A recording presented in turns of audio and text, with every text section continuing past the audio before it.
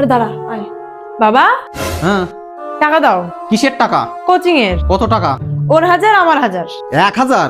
হ্যাঁ। তাহলে আমার একটা প্রশ্নের উত্তর দে। যদি তোরা ঠিকঠাক উত্তর দিতে পারিস তাহলেই তোদের টাকা দেবো। রাস্তায় দুটো নোট পড়েছে, একটা 2000 টাকার নোট, একটা 500 টাকার নোট। তুই কোনটা তুলবি? অবশ্যই 2000 টাকার নোট তুলবে, এটা কি কোনো প্রশ্ন হলো নাকি?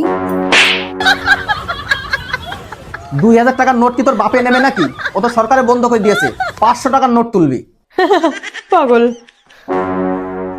এবার তুই একটা প্রশ্নের উত্তর দে। রাস্তায় দুটো নোট পড়ে আছে, একটা 500 টাকার নোট, একটা 200 টাকার নোট। তুই কোনটা তুলবি? 500ই তুলবো। 200 টাকার নোট কি তোর বাপে তুলবে? আরে ওই দুটোই তুলতে হবে। আরে কোথায় যাচ্ছিস তোরা? আরে রাস্তায় 500 টাকার নোট পড়ে আছে, ওটাই আনতে যাচ্ছি।